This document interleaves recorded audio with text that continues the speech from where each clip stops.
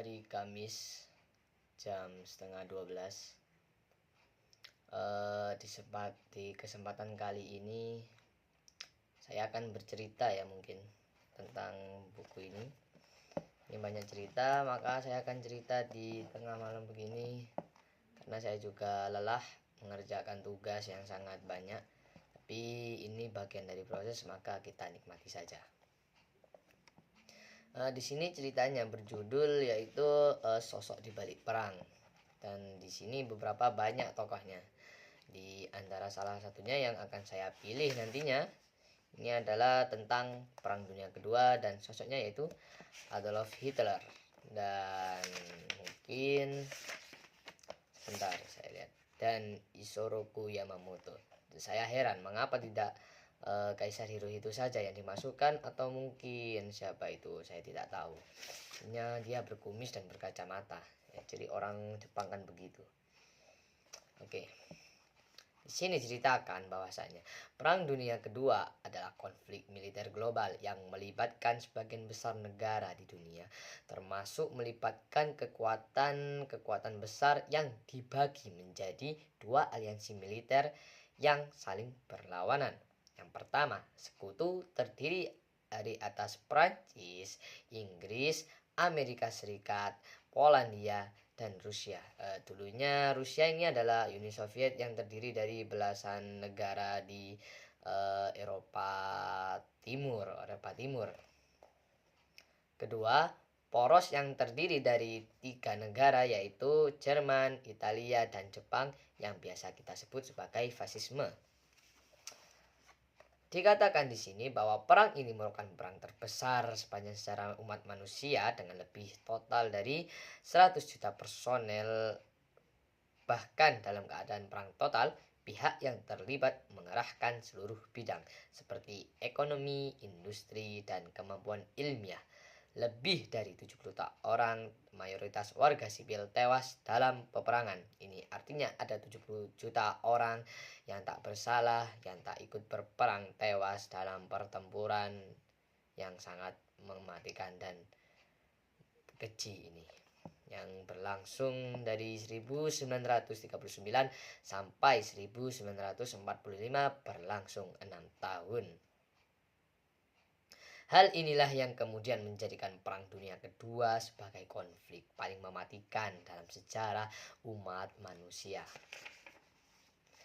Perang Dunia Kedua berlangsung dari 1 September 1939 hingga 14 Agustus 1945, 3 hari sebelum Indonesia merdeka pada tanggal 17 Agustus 1945.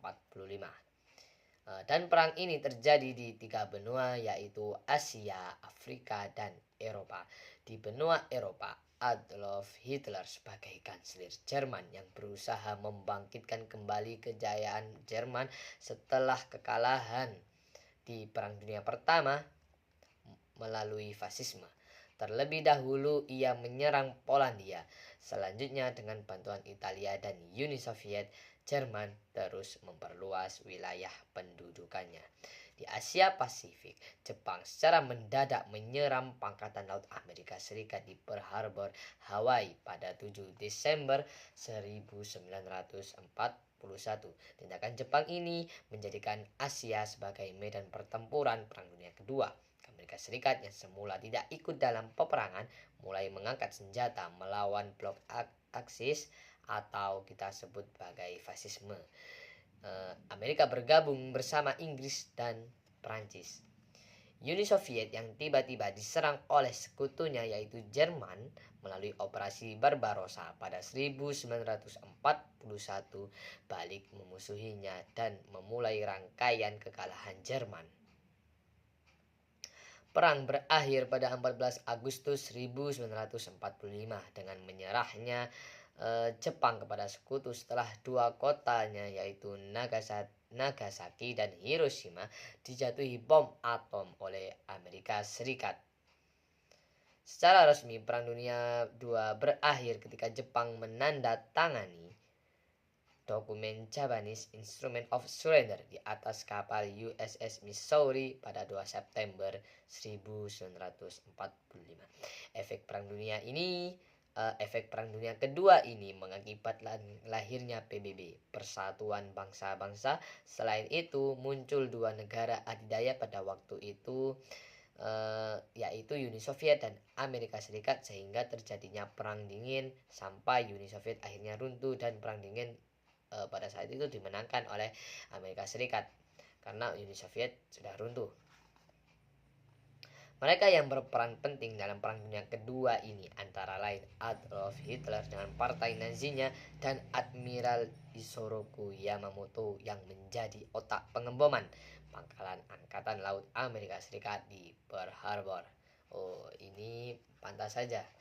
Tidak Kaisar Hirohito yang dimasukkan, ternyata Admiral Isoroku Yamamoto memiliki peran yang penting dalam pengeboman yang terjadi di pangkalan Angkatan Laut Amerika Serikat di Pearl Harbor. Mungkin singkat itu saja karena ini sudah malam ya, waktunya kita semua tidur. Sampai jumpa di video selanjutnya. Oke, terima kasih.